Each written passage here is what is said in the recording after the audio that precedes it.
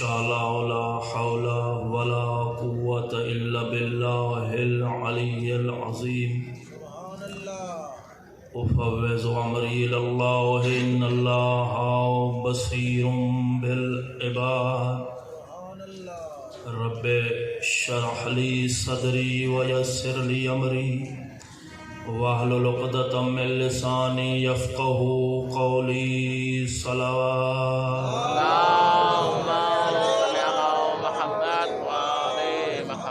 أعوذ بالله من الشيطان الرجيم بسم الله الرحمن الرحيم الحمد لله الذي هدانا لهذا وما كنا لنهتدي لولا أن هدانا الله لقد جاءت رسل ربنا بالحق الصلاة والسلام وتحية والإكرام على العبد المؤيد والمصطفى الأمجد والمحمود الأحمد أبي القاسم محمد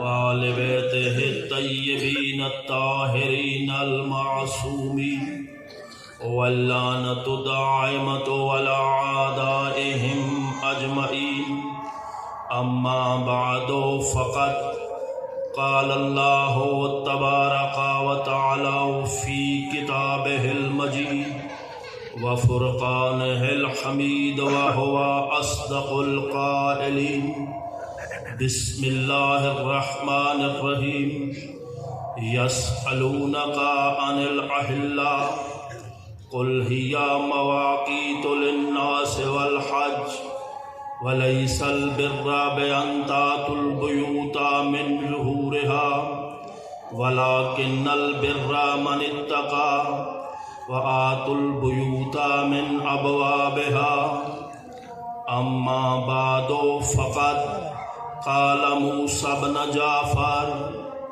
تفقهوا في الدين فإن الفقه مفتاح البصيرة صلوات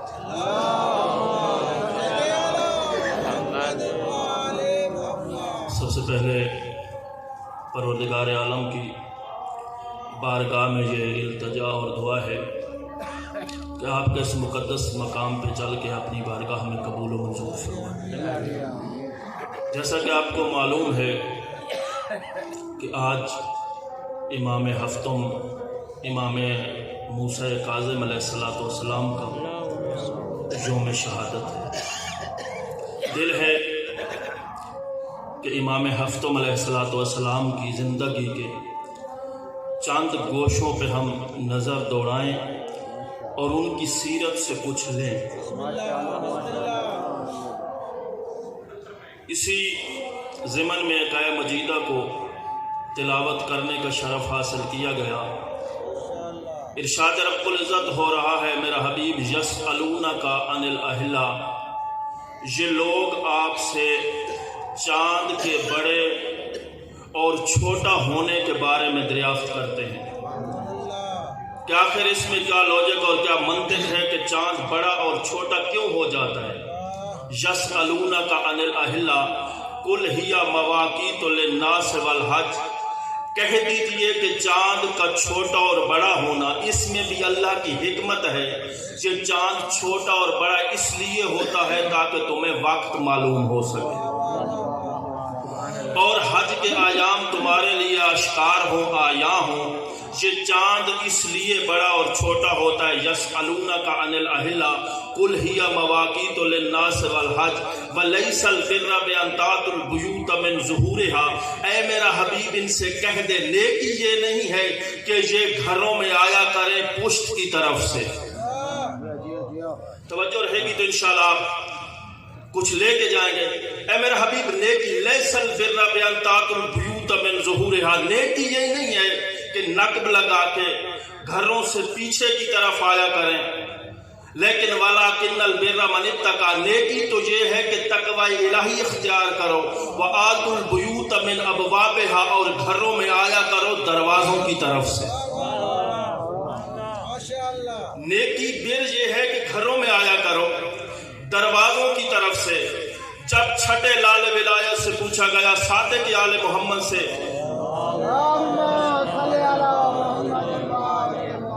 مولا آیت سمجھ نہیں آ رہی، قرآن سمجھ نہیں آ رہا، تو میں کہتا ہوں آنا ہی نہیں، قرآن سمجھ آنا ہی اسی سے ہے جو وارث قرآن ہے۔ یہ گھروں میں آیا کرو، دروازوں سے آیا کرو، پشت سے نہ آیا کرو، لقب لگا کے نہ آیا کرو۔ آخر اللہ کہنا کیا چاہتا ہے؟ یہ ابواب کیا ہیں، یہ دروازے کیا ہیں؟ مسکرا کے چھٹے لال ولایت نے فرمایا نحن ابواب اللہ، ہم ہی تو اللہ کے وہ دروازے ہیں، ہم وہ اللہ کے دروازے ہیں جن کی طرف اللہ آنے کا کہہ رہا ہے۔ اور جس معصوم امام کی آپ یوم شہادت منا رہے ہیں، ان کا ایک لقب ہے باب الحوائج۔ ابواب جمع ہے، باب واحد کو کہتے ہیں، وہ بھی دروازہ ہے۔ کون سا دروازہ؟ وہ دروازہ جہاں سے حاجتیں پوری ہوتی ہیں، جہاں سے حاجتیں پوری ہوتی ہیں۔ چلو کچھ بچوں کے لیے، بزرگ تو جانتے ہی ہیں کہ وہ پیچھے رہ گئے، میں مولا کا ایک معجزہ سنا دیتا ہوں، بات واضح اور روزے ہو جائے گی کہ کیسے ہے مولا موسیٰ کاظم باب الحوائج۔ مولا کے ایک چاہنے والے تاریخ مورخین جس کا نام لکھتے ہیں علی ابن صالح طالقانی، اور اس کا مشغلہ، اس کا شغل تجارت تھا۔ یہ کہتے ہیں میں تجارت کی غرض سے دور دراز کے سفر کیا کرتا تھا۔ میں تمہید میں نہیں کیا، میں نے مجلس شروع کر دی۔ میں تجارت کی غرض سے دور دراز کے سفر کیا کرتا تھا، میرا مشغلہ تجارت تھا۔ تاجر انسان کو شہر بہ شہر، قریہ بہ قریہ، ملک در ملک گھومنا پڑتا ہے۔ یہ کہتا ہے ایک دفعہ دوران سفر، میرا سفر خشکی کا نہیں تھا، سمندر کا سفر۔ یہ کہتا دوران سفر میری کشتی وہاں پہ پہنچی جہاں پانی بہت گہرا تھا۔ یہ کہتا ہے جب میری کشتی وہاں پہ پہنچی جہاں پانی گہرا تھا تو پانی نے تھپیڑا مارا اور میری کشتی ٹوٹ کے چند حصوں میں تقسیم ہو گئی۔ یاد رہے باب الحوائج ہیں امام موسیٰ کاظم علیہ السلام۔ یہ کہتا ہے جب میری کشتی چند حصوں میں تقسیم ہوئی، اس کے تختے بن گئے، اب میں تختے پہ ہوں اور یہی سوچ رہا ہوں کہ اللہ جانے کس سیکنڈ، کس موت آ کے، کس لمحے مجھے آ کے موت آ لے، موت مجھ پہ واقع ہو جائے، میں مر جاؤں۔ یہ کہتے ہیں دوران جب یہ طوفان کا دورانیہ تھا، اس دوران کئی دفعہ میں نے کوشش کی کہ اس عصوبت سے بہتر ہے میں اس سمندر میں چھلانگ لگا دوں، لیکن کہتے ہیں کہ پھر میرے دل میں حوصلہ تھا، تمنا تھی، اور میں مسلسل اللہ کی بارگاہ میں حاجت طلب کر رہا تھا۔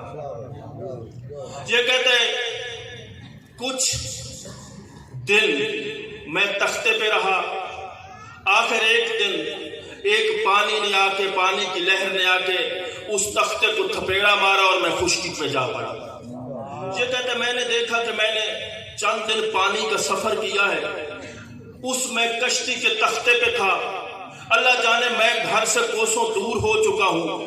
میں بارگاہ الہی میں گڑ گڑانے لگا، پروردگار تو یعقوب کو یوسف سے ملا سکتا ہے تو مجھے بھی گھر والوں سے ملا سکتا ہے، پروردگار میری حاجت روائی کر۔ بار بار کہہ رہا ہوں مولا باب الحوائج ہے، امام موسیٰ کاظم علیہ السلام باب الحوائج ہے۔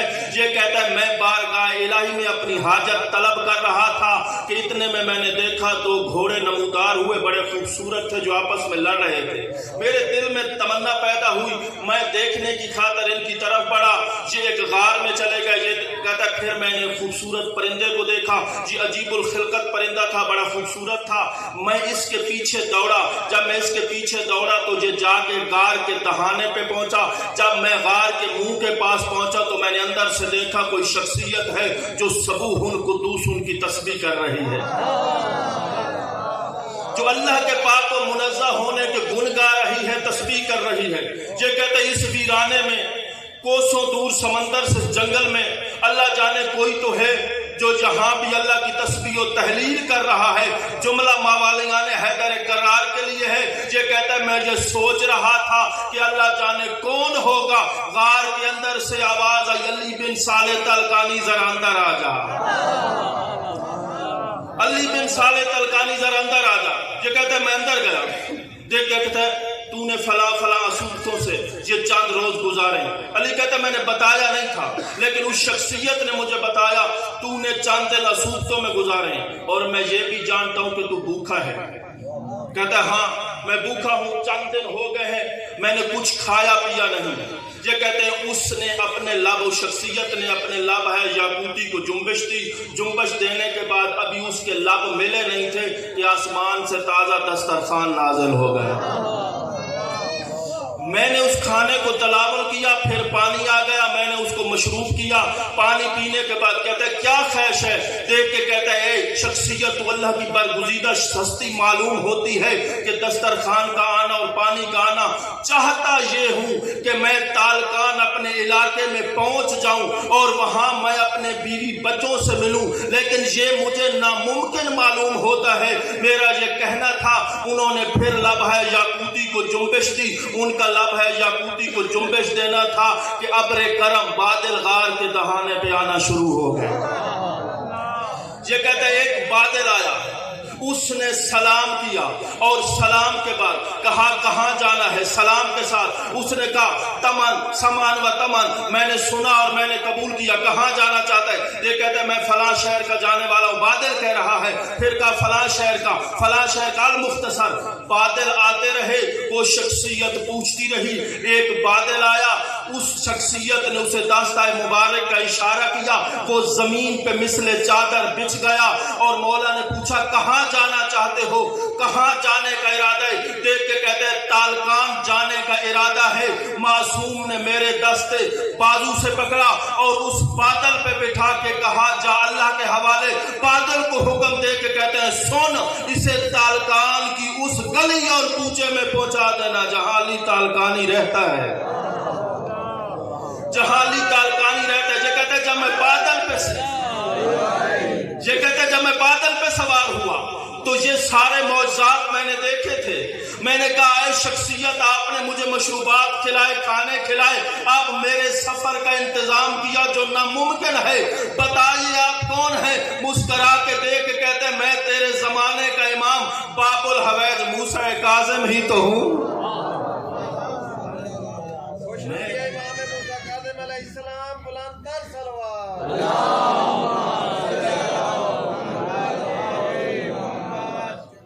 میں تیرے زمانے کا امام موسیٰ کاظم علیہ السلام ہوں.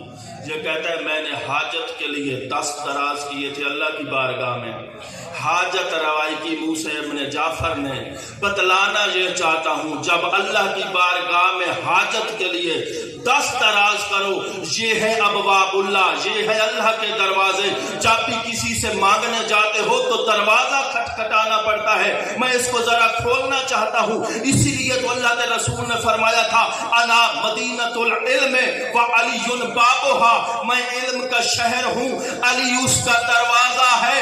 جب بھی کوئی چیز کسی صاحب سے مانگنی ہو اس کا دروازہ کھٹکایا جاتا ہے. آپ بھی ہوش کے ناخن لے لے, اگر کچھ اللہ سے چاہیے تو ان کے پاس آ جایا کر, یہ وسیلہ بارگاہ الہی بن جاتے ہیں. یہ وسیلہ بارگاہ الہی ہیں. قرآن کہتا ہے وابتغوا الیہ الوسیلہ, اللہ تک آنے کا وسیلہ تلاش کرو. یہی دروازے, یہی ابواب, یہی باب الحویج, یہ اللہ کا دروازہ ہے. اور امام حاجت روائی کرتے ہیں. علی بن یقطین مولا کا ماننے والا ہے, اور ہارون الرشید نے اسے اپنا ایک برگزیدہ عہدہ دے رکھا تھا. جب امام کی خدمت پہ پہنچا تو یہ بھی ہمیں معصومین کی زندگی سے سیکھنا چاہیے کہ کیسے زندگی گزارنی ہے. جا کے آپ مورخین کو پڑھیں, جس تاریخ کی کتاب کو پڑھیں گے اور امام کی زندگی پڑھیں گے آپ کو مل جائے گا. مولا وہ مجھے ایک اچھا عہدہ دے رہا ہے.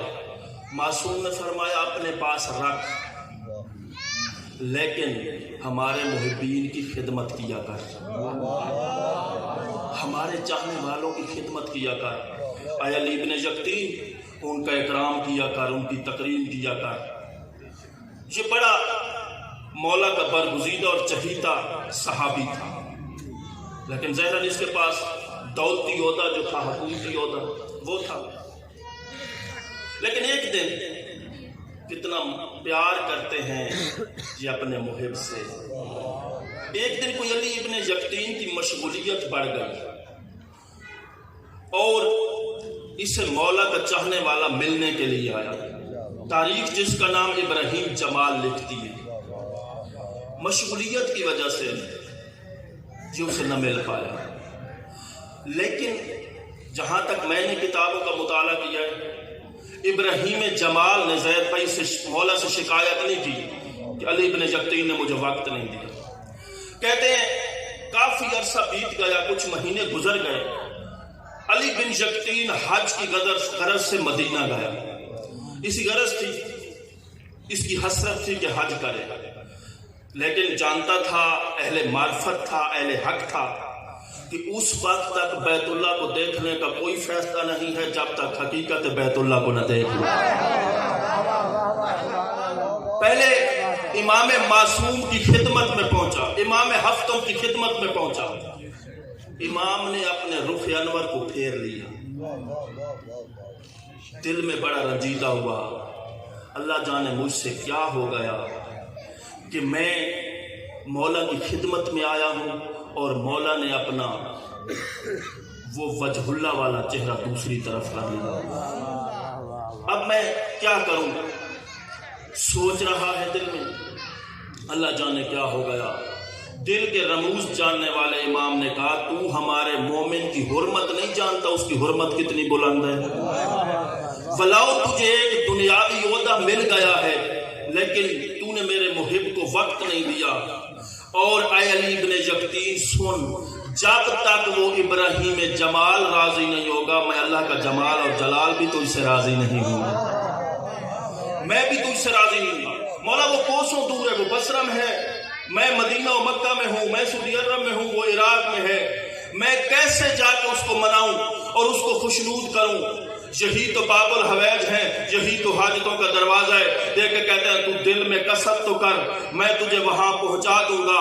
یہ علی بن یقطین کہتے ہیں مولا میں کیسے پہنچوں؟ معصوم نے فرمایا رات ہونے والی ہے، جب رات ڈھل جائے بقیہ چلا جانا، وہاں تجھے ایک شتر ملے گا، ایک اونٹ ملے گا، اس پہ سوار ہو جانا، میرے معجزے کے ذریعے اونٹ کے اگلے پاؤں بصرہ میں ہوں گے، پچھلے مدینہ میں ہوں۔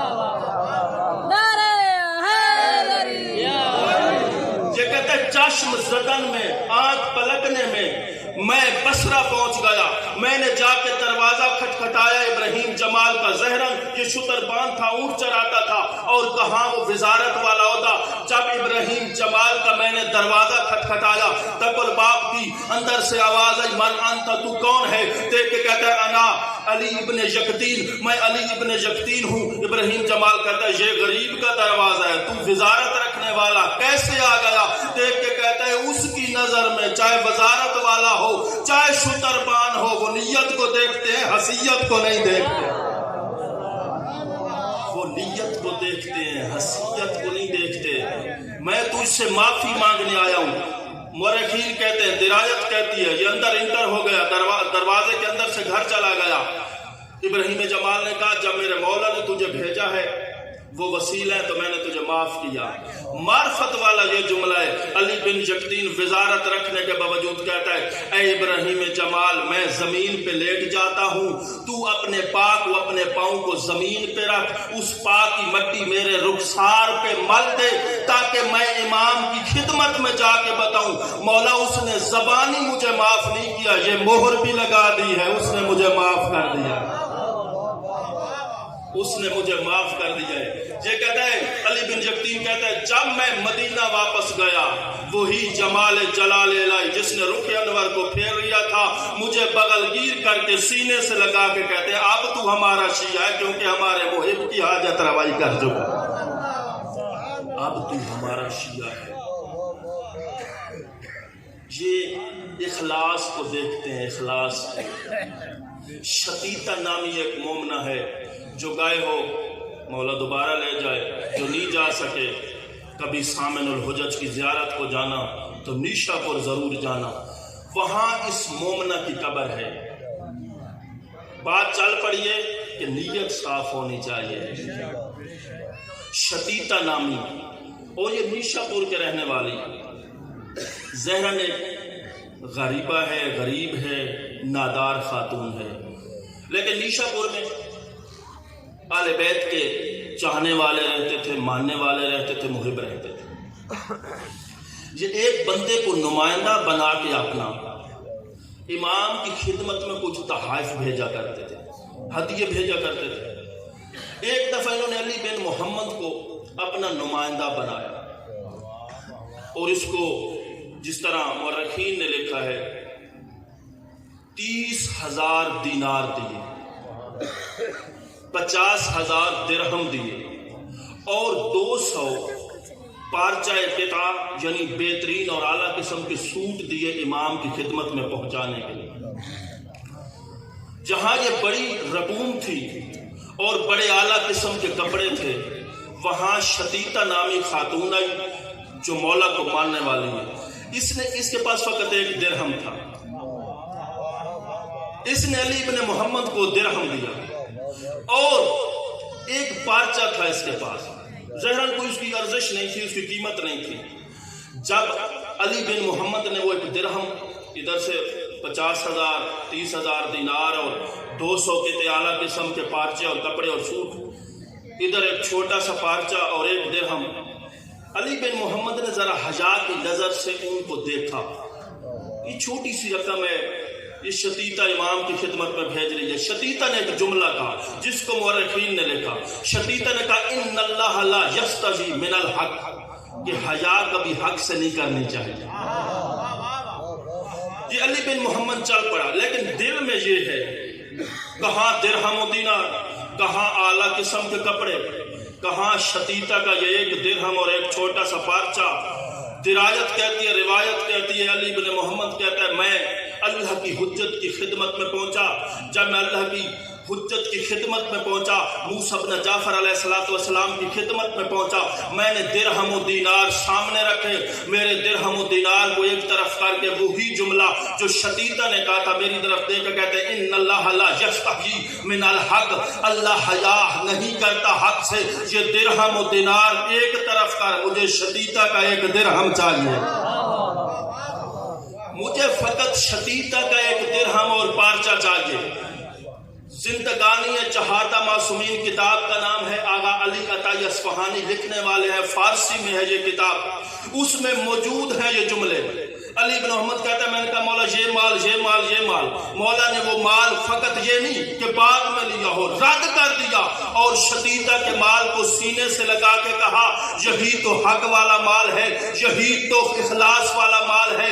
کہتا ہے میں جب واپس مال لے کے چلنے لگا، مولا نے اپنی کفنی سے ایک چھوٹا سا پارچہ اور ایک رومال مجھے دیا اور 40 دینار دے کے کہتے ہیں جا کے شتیتا کو دے کے کہنا تو بے وارث نہیں ہے، تو جب بھی مرے گی تیرا جنازہ موسیٰ کاظم خود آ کے پڑھائے گا۔ سبحان اللہ، نعرہ حیدری۔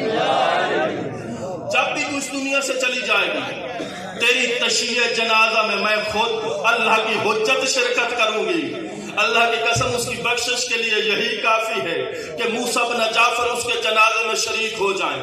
کہتے ہیں یہ میں لے کے شتیتا کی خدمت میں پہنچا اور معصوم نے یہ بھی بتا دیا یہ 40 درہم ہیں، یہ 40 دینار ہیں، 16 دینار تو زندگی میں خرچ کر لے گی، پھر تجھ پہ موت عارض ہو جائے گی، جو 24 دینار بچ جائیں ان کو 16 دن سے پہلے صدقہ کر دینا، اور جب تو مرے گی تیرا جنازہ میں خود آ کے پڑھوں گا۔ علی بن محمد کہتا ہے شتیتا چلی گئی، جب شتیتا اس دنیا سے گئی اب میں منتظر ہوں کہ اللہ کی حجت کب آئے۔ یہ دیکھ کے کہتا ہے ابھی جنازہ راستے میں تھا، میں نے دیکھا کہ مدینہ کی طرف سے ایک بھیڑ اٹھی، جب یہ بھیڑ پھٹی میں نے کیا دیکھا، اللہ کی حجت ہے۔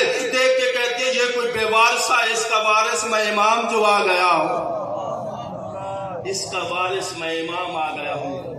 علی بن محمد کہتا ہے امام نے تشییع جنازہ میں شرکت کی، جنازہ پڑھایا اور پھر خود اس کو قبر میں اتارا، اور معصوم نے ایک جملہ فرمایا جو ہمارے لیے مشعل راہ ہے، راستے کا چراغ ہے، دیکھ کے فرمایا اے علی ابن محمد، جو بھی ہمارا چاہنے والا اس دنیا سے چلا جاتا ہے اور جو بھی وارث زمانہ ہوتا ہے، زمانے کا امام ہوتا ہے، وہ ضرور اس کے جنازے میں شرکت کرتا ہے۔ سبحان اللہ۔ ہمارا چاہنے والا ہو، ہمارا ماننے والا ہو، فقط زبانی کلامی نہ ہو تو ہم اس کے جنازے میں شرکت کرتے ہیں۔ یقین مانیے اگر اخلاص ہے تو ان کے دروازے پہ آ جائیے، اور جب ان کے دروازے پہ آ جائیں گے آپ متصل ہو جائیں گے باب اللہ سے، اللہ کے دروازے سے متصل ہو جائیں گے، اور پھر ان کے دروازے پہ ان سے متمسک ہوں گے تو شاید میں نے جو مولا کا خود کلام پڑھا اس تک میں نہ پہنچ پاؤں، تب آپ کا دین دین کامل ہوگا، تب آپ کی عبادتیں بارگاہ الہی میں قبول ہوں گی، کیونکہ باب یہی ہے، دروازہ یہی ہے۔ امام کی زندگی سے ہمیں یہ پہلو بھی ملتا ہے کہ ہماری ولایت اور ہماری امامت کے بغیر اللہ کوئی عبادت قبول نہیں کرتا۔ صفان جمال، جا کے مولا کی زندگی پڑھنا، محب ہیں آپ مولا کے، زیارت بھی پڑھی ہوگی، تھوڑا بہت مولا کی زندگی کے حوالے سے بھی آپ نے پڑھا ہوگا، کیونکہ خود میں نے جو ابتدا میں مولا کا ایک کلام آپ کے سامنے تلاوت کرنے کا شرف حاصل کیا، مسعود نے فرمایا تفقہوا فی الدین، دین کی سوجھ بوجھ حاصل کرو، فإن الفقہ مفتاح البصیرہ، مولا فرماتے ہیں دین کی آگاہی بصیرت کا پہلا زینہ ہے، چابی ہے، اور دین میں احکام بھی ہیں، عقائد بھی ہیں اور اخلاقیات بھی ہیں، دین مجموعہ ہے ان چیزوں کا، عقائد، اخلاقیات اور احکامات۔ ویسے علم فقہ فقط علم بھی ہے، لیکن یہاں جو مراد ہے تفقہ فی الدین، فقط علم فقہ مراد نہیں، ہم حوزے میں علم فقہ پڑھتے ہیں، وہ ایک علیحدہ ٹاپک ہے، یہاں معصوم نے مکمل دین کی آگاہی بیان کی ہے، اور اس جو مولا کا ایک واقعہ اس سے ہمیں بھرپور اندازہ ہو جائے۔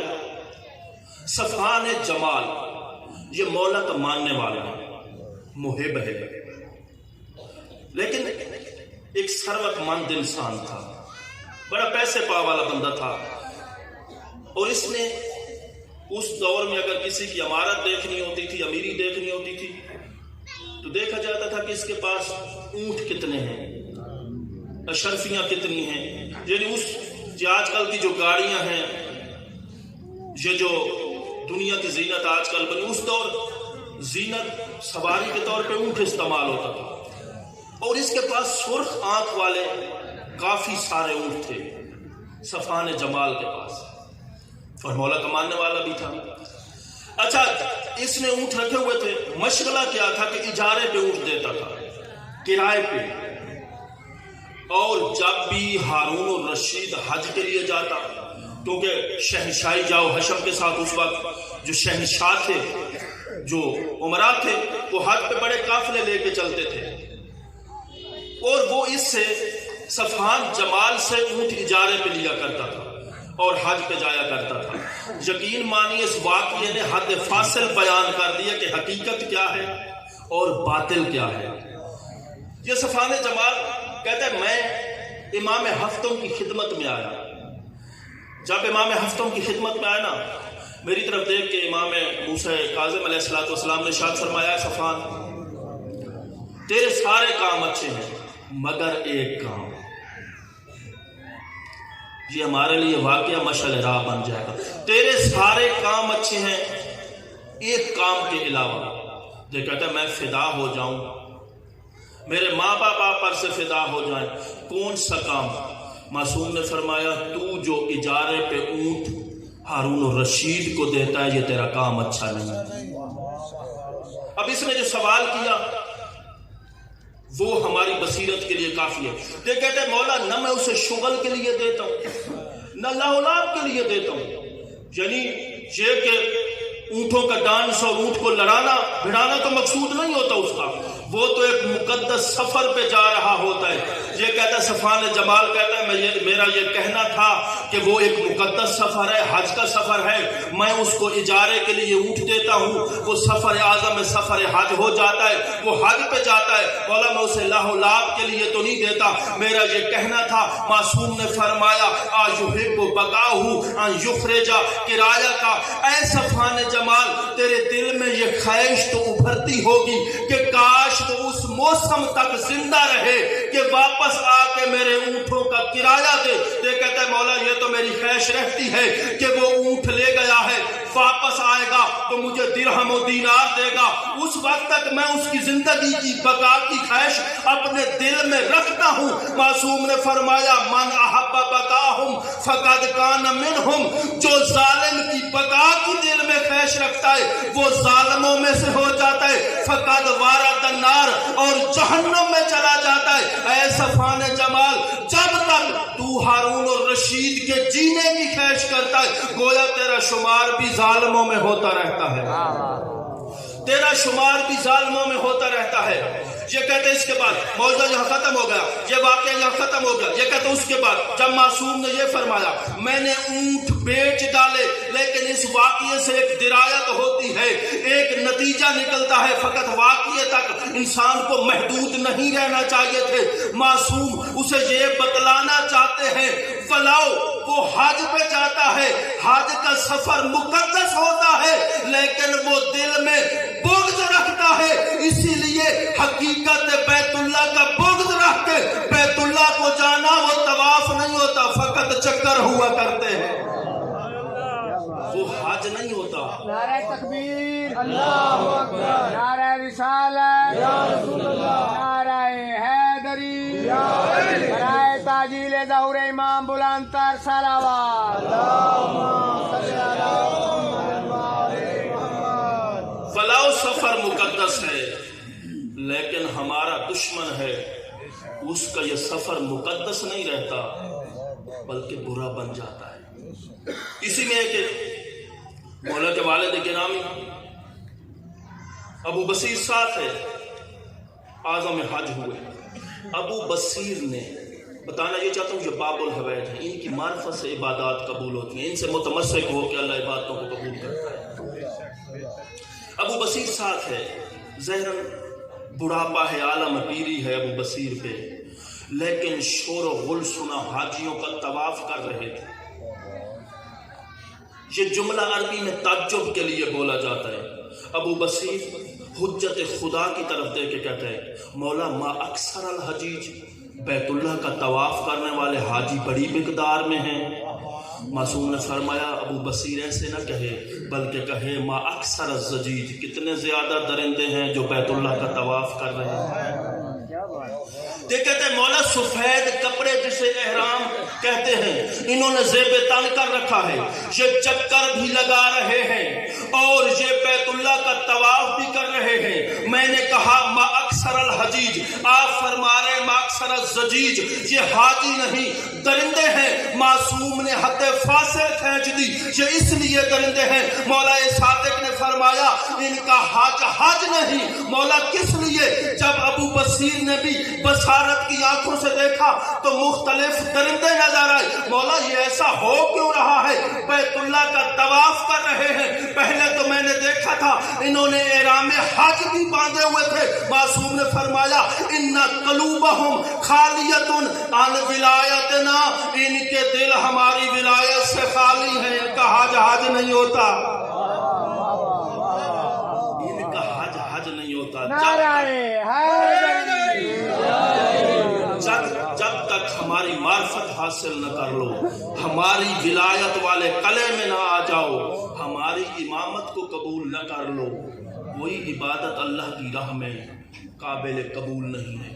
اور صفوان جمال کو بھی مولا نے یہی درس دیا, ولاؤ تو حج کے لیے دیتا ہے, وہ ولاؤ حج کے لیے جاتا ہے, طواف بیت اللہ کرتا ہے, سعی کرتا ہے, احرام باندھتا ہے, لیکن اے صفوان جمال ہمارا دشمن ہے, اللہ اس کی کوئی عبادت بھی قبول نہیں کرتا. ولاؤ وہ قداست والی عبادت ہے لیکن اللہ وہ بھی قبول نہیں کرتا. جو زندگی میں فقط ایک دفعہ واجب ہے اگر انسان کے پاس مال و زارہ آ جائے، اور اتنی بڑی عبادت کہ روایت ہے کہ حاجی جب بیت اللہ سے حج کر کے واپس آتا ہے تو گویا ایسے ہے جیسے شکم مادر سے ابھی تازہ بہر آیا ہو، گناہوں سے دھل جاتا ہے. اور اللہ کے بندے جب وہ عبادت بغیر ان کی معرفت اور ولایت کے قبول نہیں ہوتی، اور عبادتیں کیسے قبول ہوتی؟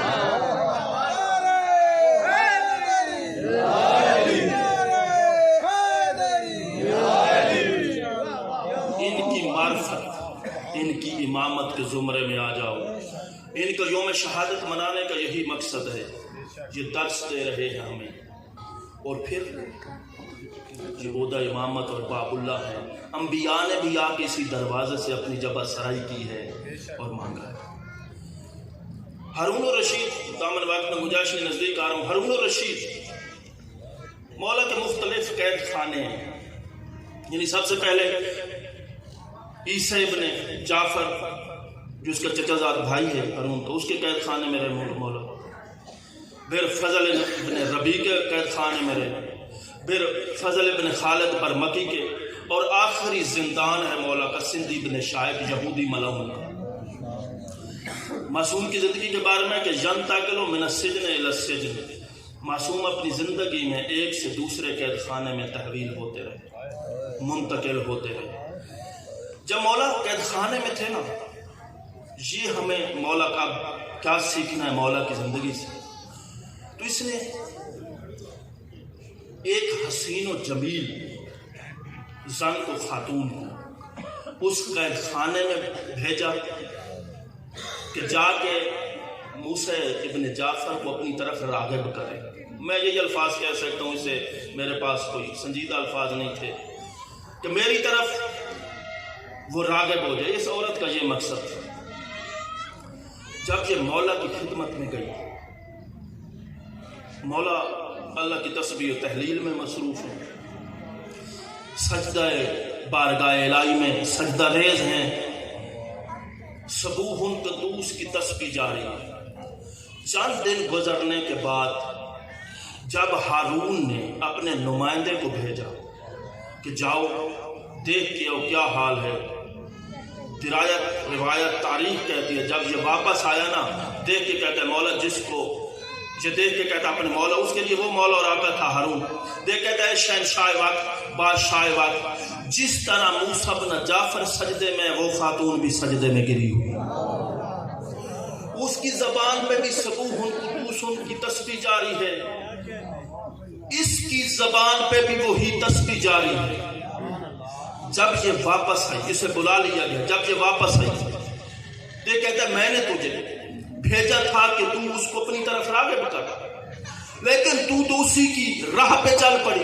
جس طرح وہ سجدہ الہی میں مشغول بندگی خدا تھا، عبادت کر رہا تھا، تو بھی عبادت میں مشغول ہو گئی، اور تیری زبان اور لسان پہ بھی صبوح قدوس کی تسبیح و تقدیس جاری تھی. آخر ہوا کیا؟ دیکھ کے کہتے ہیں میں اسی خاطر گئی تھی، میرا بھی یہی ارادہ تھا جس ارادے سے تم نے بھیجا. یہ دیکھ کے کہتی ہے جب میں اس کے قید خانے میں گئی، اس نے ایک نظر اٹھا کے میری طرف دیکھا، پھر ایک اپنے دست راست سے دائیں ہاتھ سے اشارہ کیا، وہ اس کا قید خانہ کشادہ ہوتا گیا. میں نے کیا دیکھا؟ کہیں حورے ہیں، کہیں غلمان ہیں، کہیں ریشمی پردے ہیں، کہیں مختلف قسم کے میوہ ہے، دنیا ہے. میری طرف دیکھ کے کہتے ہیں ہم اگر اس طرف راغب ہو جائیں، یہ تو دنیاوی نعمتیں ہیں، دیکھ میں تو جنت کے مالکوں کا بیٹا موسیٰ بن جعفر ہوں. جب میں نے اس خاتون ہارون کو، جب میں نے وہ جنت دیکھی، حور و غلمان دیکھے، جب میں نے وہاں میوہ بہشتی دیکھے، میں نے ریشمی پردے لٹکے ہوئے دیکھے، تو میں تو یہ دنیاوی نعمتوں کو بھول گئی. پھر میں بھی اسی نعمت کی مگن میں جو اخروی ہے، جو دائمی ہے، جو ہمیشہ رہنے والی ہے، اسی کی خواہش میں بھی تسبیح خدا میں گر گئی.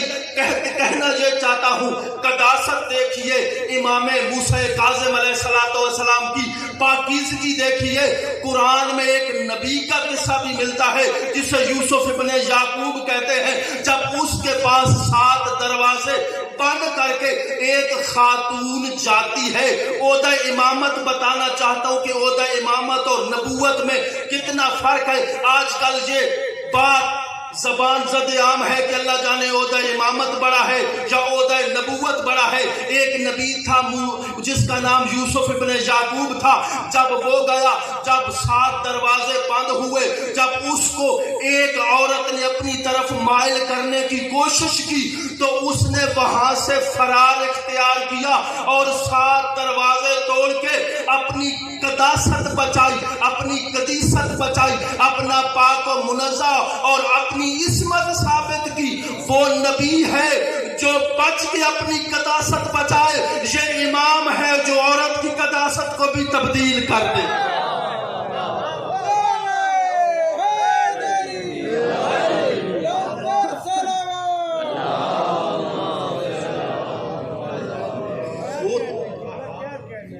یہ عصمت فرق. ویسے عصمت نبی کے پاس بھی ہے, عصمت امام کے پاس بھی ہے. سادہ, بالکل سادہ کروں تاکہ کوئی ڈاؤٹ اور شک میں نہ رہ جائے. بلب 500 واٹ کا بھی بلب ہوتا ہے, بلب 100 کا بھی بلب ہوتا ہے. یہ بھی نور ہے, وہ بھی نور ہے. عصمتیں دونوں کے پاس ہیں, لیکن یوسف کے پاس جو عصمت ہے وہ اسی گھرانے سے مانگی ہوئی عصمت تو ہے. وہ اسی گھرانے سے وہ عصمت بچا رہے ہیں. ہماری فقہ کے مطابق, ہماری مسلک کے مطابق امام اور نبی معصوم ہوتا ہے, لیکن یہ نہ سمجھ لیا کر کہ دونوں کا عہدہ اور مرتبہ برابر ہے. جو عورت کو بھی قدیسہ بنا دے, موسیٰ بن جعفر کہتے ہیں صلوات اللہ علیہ. اور پھر یہی باب اللہ ہیں, ان کے دروازے پہ آ کے انسان اخروی نعمتیں بھی حاصل کر سکتا ہے, دنیا میں بھی اپنی صحیح زندگی ان کے سلیقہ اور طریقہ پہ گزار سکتا ہے. اور اسی لیے معصوم نے فرمایا, میں بس حدیث کا ترجمہ کر کے مسائل پڑھ دیتا ہوں. معصوم نے فرمایا تفقہوا فی الدین, دین کی آگاہی حاصل کر لیا کر. دین کا علم حاصل کرنا تجھ پہ ضروری اور واجب اور لازم ہے. فإن الفقہ مفتاح البصیرہ. معصوم نے فرمایا یہ فقہ, دین کی آگاہی, بصیرت کی پہلی چابی ہے. وتمام العبادہ, دین کا سمجھ, دین کی آگاہی, دین کی سمجھ اور بوجھ. مولا فرماتے ہیں عبادت کو اپنے معراج پہ پہنچا دیتے. پھر فرمایا وسبب الی المنازل الرفیہ, یہ دین کی آگاہی انسان کے لیے اعلیٰ مراتب اور رتبے بناتی ہے. وَرُتَبَ الجَلِيلَ فِي الدِّينِ وَالدُّنْيَا, اگر دین کی آگاہی انسان حاصل کر لے پھر دین بھی اس کا کامیاب ہے, دنیا و آخرت بھی اس کی کامیاب ہے. معصوم نے جو آخر میں فرمایا وہ شاید اس حدیث کا نچوڑ ہو. فرمایا فضل الفقیہ علی العابد کالفضل الشمس علی الکواکب. فقیہ جو دین کی سمجھ اور بوجھ رکھنے والا ہوتا ہے, وہ عابد پہ جو فقط عبادت کرے اس کے دین کو کوئی سوجھ و بوجھ نہیں. جو فقیہ ہے, جو دین کی بینش اور بصارت رکھتا ہے, اس کو عابد پہ جو فقط عبادت کر رہا ایسے برتری ہے جیسے سورج کو ستاروں پہ برتری ہے. پھر فرمایا آج یہ تو لے کے جاؤ موسیٰ بن جعفر صلوات اللہ علیہ کی یوم شہادت کے صدقے میں. فرمایا وَمَن لَمْ يَتَفَقَّهْ فِي دِينِهِ لَمْ يَرْضَ اللَّهُ لَهُ عَمَلًا, جس کے پاس دین کی بصیرت اور آگاہی نہیں ہے اللہ اس کا عمل قبول نہیں کرتا. یہ دین کی بصیرت یہ نہیں ہے کہ فقط کوئی مشکل پیش آ گئی تو میں مولوی صاحب سے پوچھ کے بتاؤں گا. ہر بندے پہ واجب اور اوجب ہے کہ وہ دین کی بصیرت اور آگاہی حاصل کرے.